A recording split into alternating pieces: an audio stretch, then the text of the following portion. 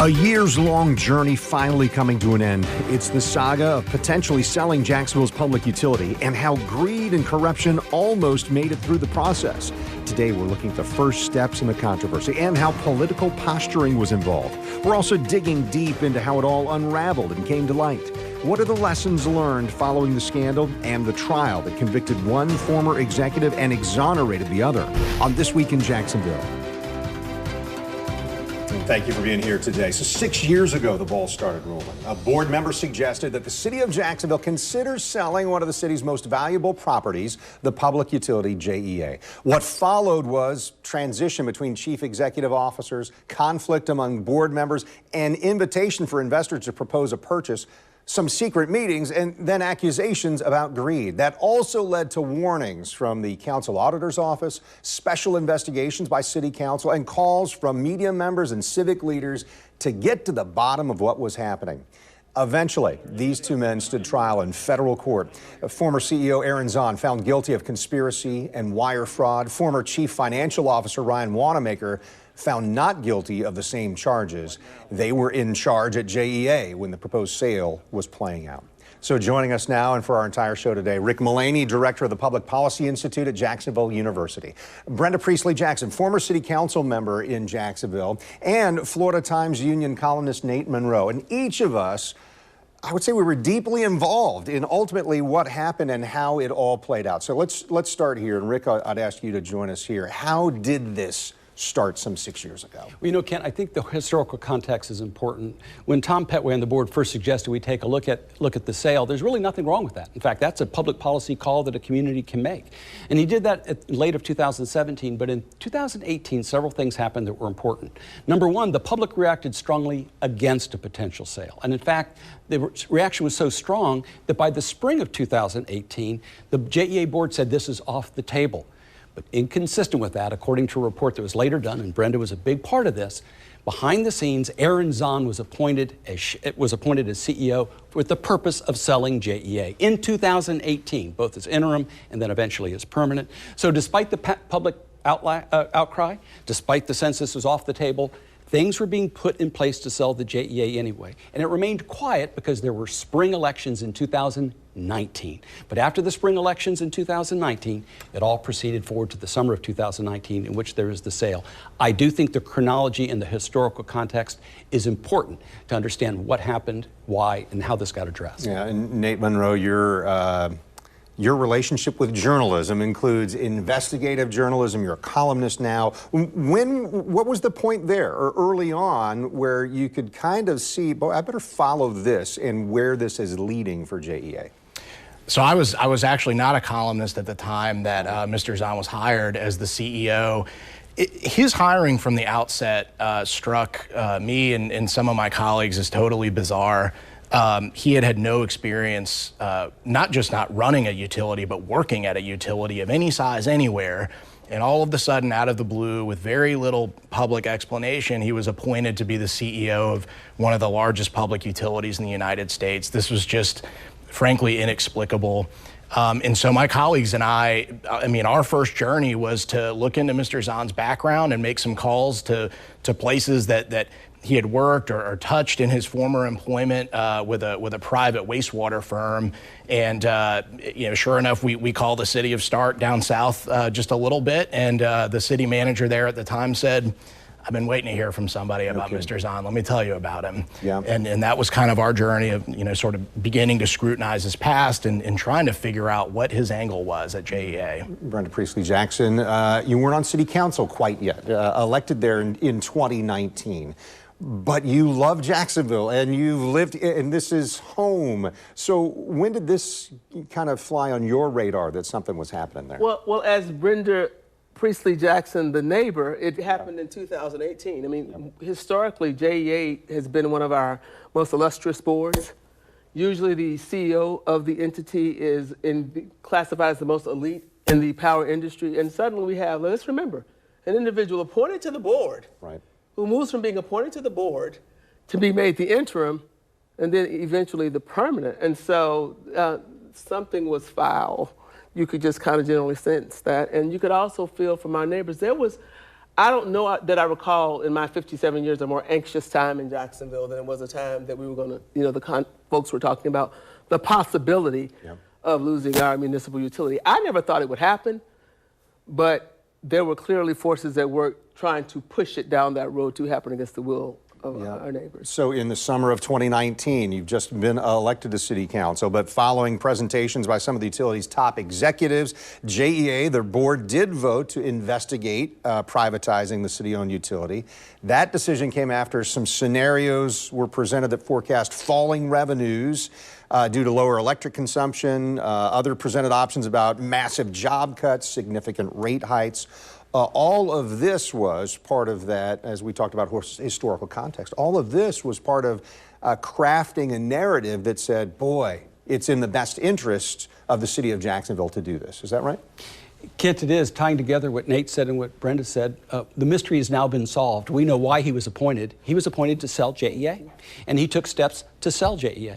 And he intentionally waited till after the mayor's race in the spring of 2019 to get more explicit in those steps. And one of the steps was known as this death spiral of JEA, in which he began to portray their finances as in a spiral downward, that the economics were such that there was no choice but to sell JEA. And that became a fundamental piece later on in the trial, but also as it would play out before council. This whole notion that JEA was so troubled financially, that the finances were so bad that it had to be sold. And by the way, the leadership with JEA was going along with this narrative, although they had full knowledge that this narrative was not accurate. And look at the years since, the prospering of JEA and how it's been going forward. This was, but going back in time to what you're talking about to 2019, what was being presented to the public after the mayor's race and to the board was that there was a spiral downward in JEA and it had to be sold. And part of our investigations there, well, if that's the case with JEA, let's look at other publicly owned utilities around the country. Is it the same? And we didn't find that was the case. And I want to say that what I don't know the public's aware of, when you become a new council member, there's something called new member orientation.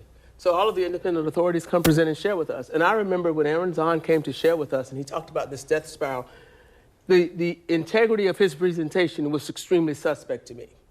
And I will never remember. Why is that? Well, it did not have the same quality of the other independent authorities. And then the data that he put forward about this death spiral, I'm like, we have not seen this before. It almost connoted a sense of brainwashing to me. You're going to give us this agenda before we're in office, because we literally have our board member orientation prior to taking office.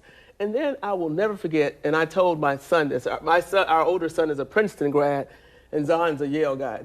He came up to me in the end and flipped some kind of challenge coin to me. I was like, what in the world kind of foolery, is this going on? I want substance and meat. And so it is scary in certain ways how much misinformation, disinformation, and bold-faced untruths were being expressed to various segments of our community. Yeah, Nate, and then we'll move on to our next segment. Go ahead. Sure. I know something my colleagues and I were looking at the time was, as you mentioned, not just looking at what other utilities were projecting, but the kind of doomsday scenario that Zahn presented the board to justify privatization didn't even match JEA's own regulatory filings. It didn't match what JEA was giving credit rating analysts. And when we would ask about that, they sort of treated us like we were idiots for not knowing the difference between different types of financial planning tools. But here we are years later, we've actually learned, because of the trial and because of a lot of public records, people at the credit rating agencies and some of the bidders looking to buy JEA had the exact same questions. Please explain to us the difference in these financial projections. One's very optimistic, one's very pessimistic. Yeah. So we're going to take a short commercial break, but I do want to point out, Mayor Lenny Curry has denied any involvement. He's never been charged, and he said after the potential sale was falling apart, he said, "I will never introduce legislation to sell JEA." We're going to talk much more about what happened when the scheme did fall apart, and we're going to talk about the heroes who stepped in. That's next on This Week in Jacksonville. Can I mention something?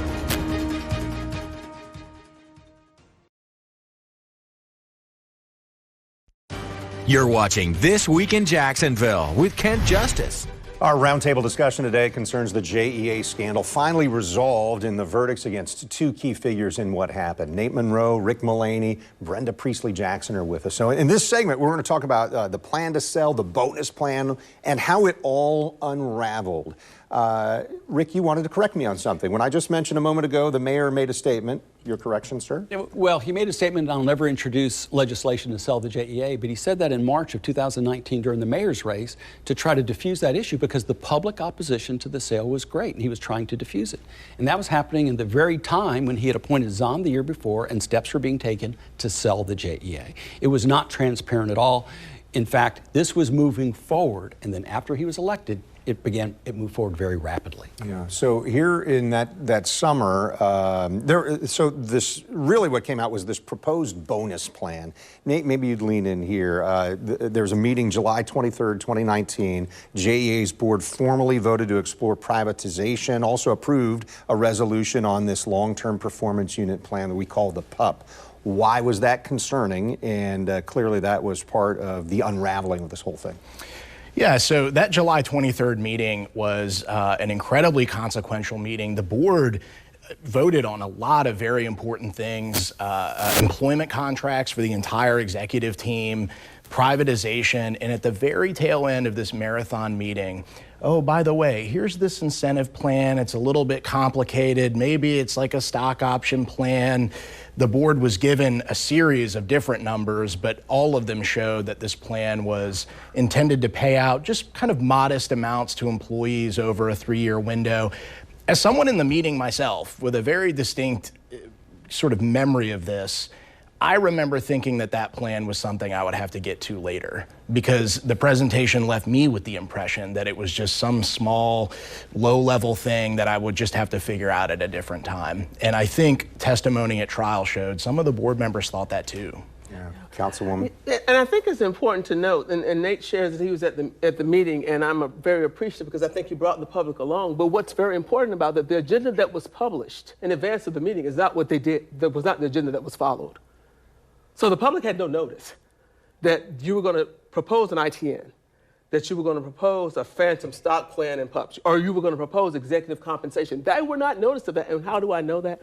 Because our council auditor, Kyle Billy, shared that information with me at a meeting at a later time before I filed my resolution. When I was asking him specifically about Chapter 21's requirement that the council auditor be given 30 days notice of any intention to bring an action under this section, i.e. a recapitalization event, which I don't think any of us had ever heard before JEA. And he shared with me, not only was I not given 30 days advance notice, but the agenda for that meeting was conformed to the actions taken in that meeting after the meeting, and the agenda that came out later than most, a day or two before, was not the agenda that was published in notice. And that's transparency. That's a fundamental due process consideration. And so I think that underlying all of that was entirely an attempt to mislead and misguide the public and move this further down the track to a point that it was so far down that we could not intervene or anyone could stop it. So we're talking about Kyle Billy, the council auditor there, obviously one of the heroes, if you will, because sounding the alarm on this whole thing. Rick, I would say that you played a big role. I know an interview that we did here when some of this was coming to light, you said on air for us, you said there needs to be a grand jury investigation. Well, I did, and tying back to something Brenda said, this scheme, and I called it at the time, and I'll elevate it some. This was the greatest scheme to defraud the taxpayers in the history of our city, and quite frankly, Kent, one of the greatest schemes to defraud a municipality in the history of the country. It was that big. The plan that Nate referred to, this thing that he were going to get to later, when you look past it, when you saw what the council auditors were talking about, in simple terms, what they were going to say is they were going to take 30% of all the proceeds above $3 billion net and put it in the bonus plan. Briefly, I want to explain what that means. The actual sale price, or according to the public records that we got from Florida Power and Light, was $11 billion. After you took out liabilities, the city was going to net about $6.4 billion. And that was the net. 30% of the net above $3 billion is $900 million to $1 billion. Hundreds of millions of dollars when you cut through this. And when Brenda talks about the scheme and the obfuscation, when Nate talks about how it didn't seem like a big deal at the time, this wasn't by accident. It was by design. And by the way, you didn't have to be a CPA to figure out these numbers. I just told you it's a percentage above this net. Hundreds of millions of dollars. It was a scheme. And in the fall of 2019, many people, Yep. Nate and the Times Union played such an important role at the time. Brenda, as part of the city council investigation. But that fall, you could see it. I'm a former prosecutor. You could see how this was happening, and that's when many of us began to say, this requires a grand jury investigation. Yeah, and Nate, I would just ask about this. As journalists, there's a watchdog function that we play, and I think what your organization, ours, other media members did was really important in this. I agree, and you know, to circle back to a point Brenda made that she's very right on, we know definitively because of lots of public records, text messages between JEA employees discussing public records requests. We know because of depositions of JEA management that were taken, there was an absolute deliberate effort to keep things secret. They would not turn over documents to us when we asked for them. This was 100% done in complete secrecy, and that's really where you need local media. Yeah, people to push the envelope to say bird we've got dog the to issue know until we get more. answers. All right, we've got more to talk about. So still to come, what are the biggest takeaways from what happened? We're going to poll the panel on the lessons learned next on This Week in Jacksonville.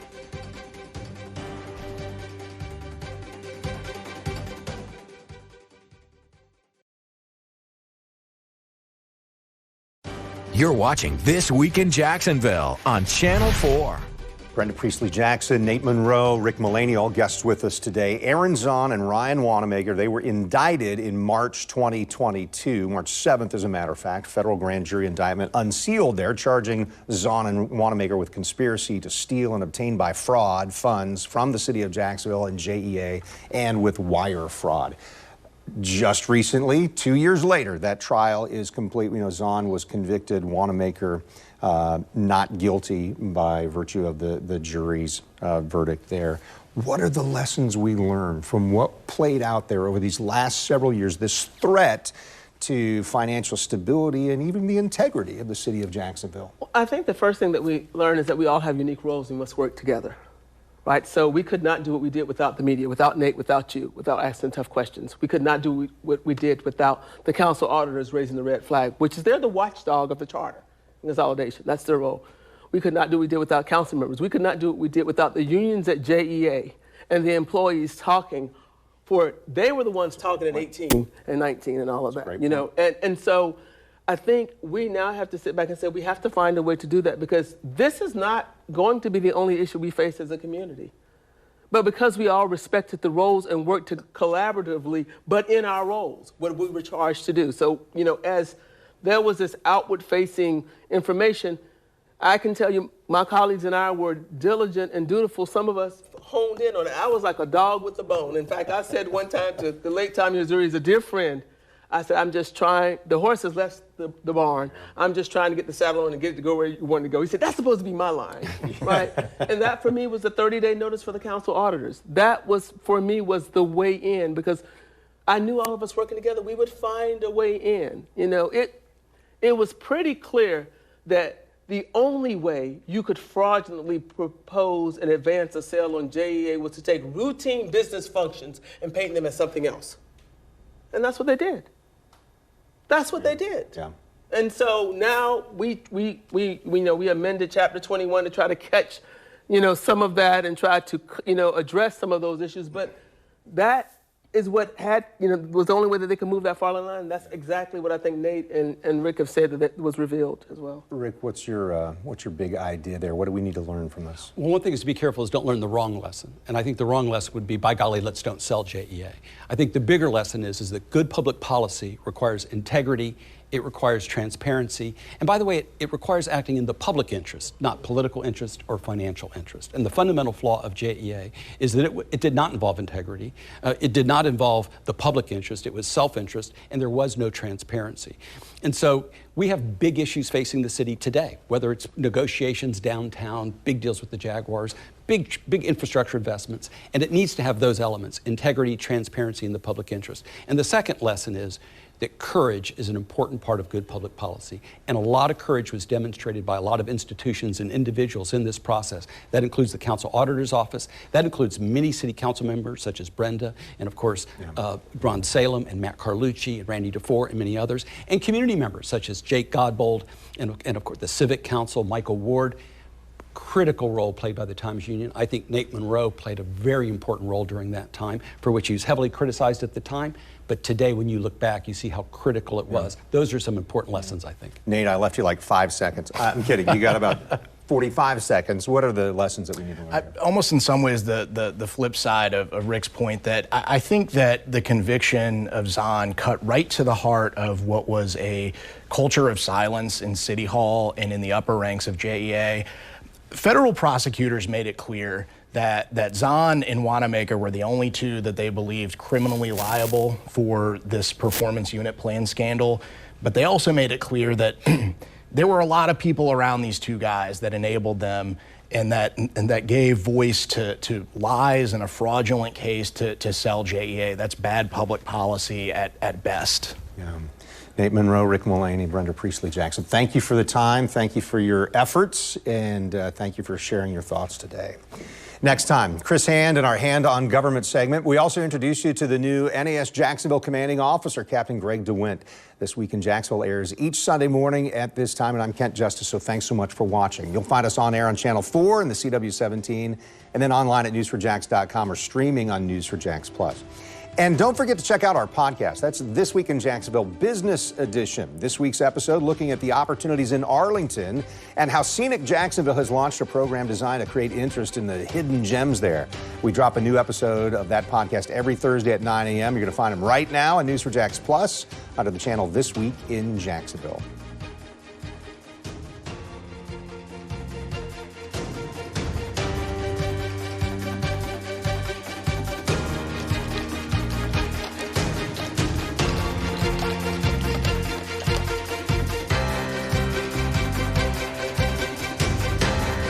See why every day more people are choosing News4Jax, Northeast Florida and South Georgia's #1 source for local news.